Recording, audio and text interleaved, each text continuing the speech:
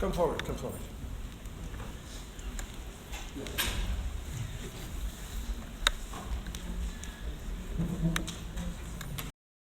Kunja Bihari Jaya Radha Madhava Kunja Bihari Jaya Radha Madhava Kunja Bihari Jaya Radha Madhava Kunja Bihari Jaya Radha Madhava Kunja Bihari Jaya Radha Madhava Kunja Bihari Jaya Gopi Jana Vallabha Girivaradhari Jaya Gopi Jana Vallabha Girivaradhari Jaya Gopi Jana Vallabha Girivaradhari Jaya Gopi Jana Vallabha Girivaradhari Yashodanandana Bhajana Ranjana devotional service. And when we can remember the time of death, then we can. Seeker and the right source means that somebody where actually this knowledge is handed over from one to the next. And on the other side, we need the hearer. The hearer should be sincere, service out of duty. And so sure, it's not that if can see sooner or later, hopefully, Krishna's lotus feet, you know. We all endeavor to do this in this life, but we are never sure. It may take different lives, but at least if we endeavor, it's very important. Krishna says in Bhagavad Gita 12:20, in the verses 13 to 19, he glorifies all the wonderful qualities of a devotee. You know, if somebody is always balanced and not envious and all these things, and he always ends the verse with saying, they are very dear to me. But in verse 20 he says, somebody who is trying and is on the path, he is very, very dear to me. So he's not asking for us to be perfect. He wants to see that we are trying, we are sincere in our endeavor. And if he just sees that, he is saying that we are very, very dear to him. And we are sure that in this case we can get his support. So what does it mean for all of us? It means for all of us that out of the 9 processes of devotional service, Shravanam, hearing, is the most important thing. And nowadays, of course, we come to class, but there's so many technological supported ways to hear. We can hear Srila Prabhupada's lectures on of course, YouTube, or on the recordings we have in the database, or from other sources on the internet.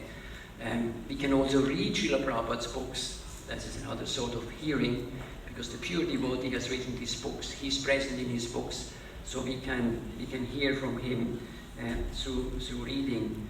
And of course, we can hear from our devotees around, you know. Instead of speaking about some mundane topics, we can share actually maybe different leelas, or what we have just been reading today or yesterday, or what we heard from another devotee, so that we are enlivening each other, you know. I have to say personally, having you in Vrindavan as president there, every day to deal with so many things, but there is one devotee, when he comes to my office, the first 5-10 minutes, he speaks about something about Krishna, about a leela or whatever. And it's always so enlivening that somebody comes in and it changes the whole setup, because if you speak about Krishna first, whatever dealings you have to do afterwards, it's so much lighter and it's so much more enthusing, whatever challenge it is to deal with it, because, you know, be connected with Krishna first. So I think that's something all of us can actually apply. Yeah? This is a senior devotee? It's a senior devotee. Yes. It's a Prabhupada disciple, it's a senior devotee. So I would like to underline that only devotional service we can actually come to our goal of life, to go back to Godhead, so that we can cleanse ourselves and we can actually see hopefully the lotus feet of the Lord, and cut this repeated cycle of birth and death. And it's not about our mind or our senses, no, it's about actually serving the Lord, serving the controller, the supreme controller. So as we speak about today about hearing, I would like to share with you my favorite lila of Krishna. So one day, Krishna has seen Mother Yashoda to actually fill up a sort of cupboard, a cupboard at different levels, and in there had been incense and camphor and jewelry and clothing and different things. And Krishna approached the mother and said, "Mother, is this for me?" And Mother Yashoda said, "No, no, no. For you and Balaram, I made much more exquisite, a much more exquisite cupboard some time ago. But you know, this is for somebody else. It's my favorite girl in our village. Abhimanyu is currently having a talk with your father, Nanda Maharaj. And when he is finished, I will ask him to take this cupboard with him." And Krishna understood right away, oh, that's for Radharani. So as we all know, Krishna is hankering every day to see Radharani. And when Mother Yashoda had finished this service to fill up this cupboard, he would call his friends right away and said, you have to help me right away. So when the friends came, he said, "Look, we have to empty this whole cupboard. Please help me and hide it away, that Mother Yashoda, my mother, is not seeing it. And then I will go in there and you will close the door." So the friends of Krishna, of course, the Gopas, they all helped him to do that, and they happily put him into the cupboard and closed the door. So when Abhimanyu had finished his talks with Nanda Maharaj, Mother Yashoda approached him and said, "I have a gift for your good wife. Would you mind taking this with you?" And Abhimanyu agreed and said, "Yeah, I'm more than happy to do that." So he took this cupboard on his shoulder, and this was so heavy. And Abhimanyu was thinking, wow, there must be so much gold in there. If I take this gold, I can buy so many more cows, and I can expand my cow herd. My cows and my cow herd in total. So he was taking this cupboard with him, and of course sweating the way back to his mother's house. And when he came to his mother's house, Kotila was at the entrance, as always, you know, she was always being careful that Krishna would just not come by and approach Srimati Radharani. So she said, "Oh, bring this up right away to the porch of Radharani."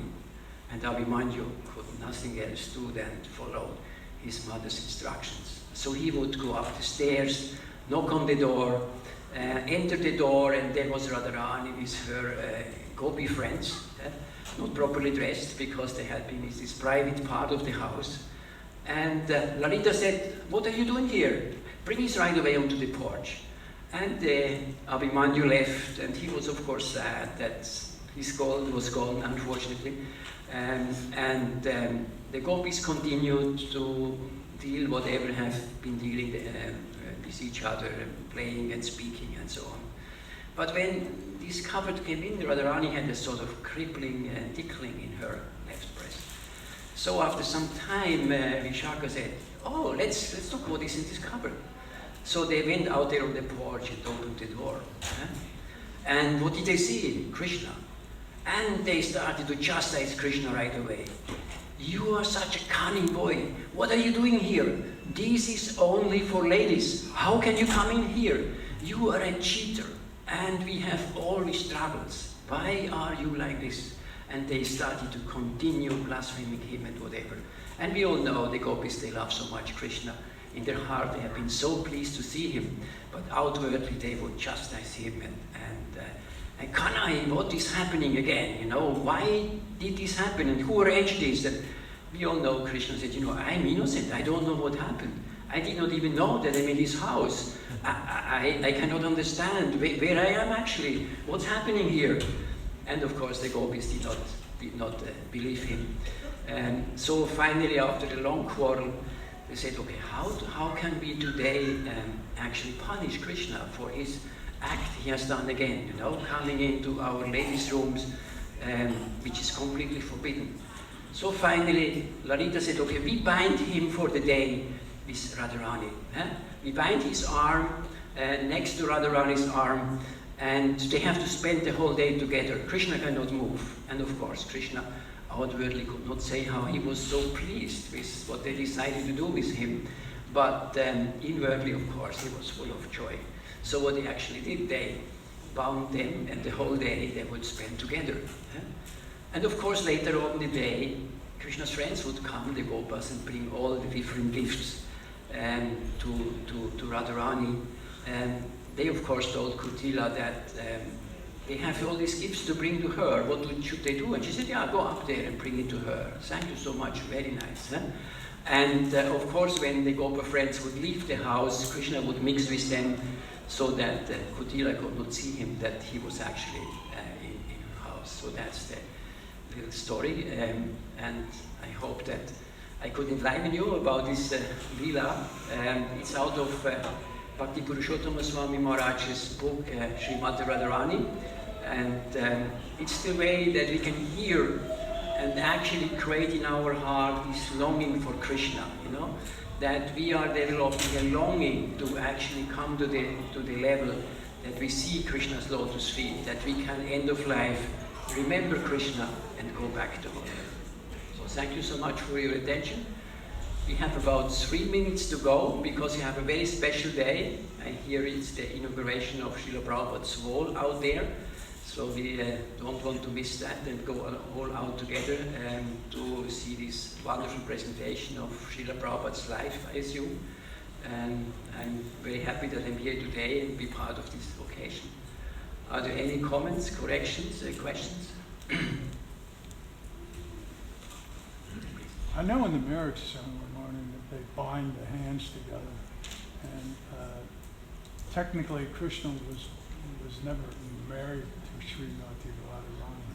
But isn't that sort of like kind of secretly it happened anyway? Yeah, I would say that. Well, the question was, you know, to binding the hands together or binding each other together. We all know from Vedic marriages that's part of the celebration of the ceremonies, of the 7 ceremonies we normally assist, yes.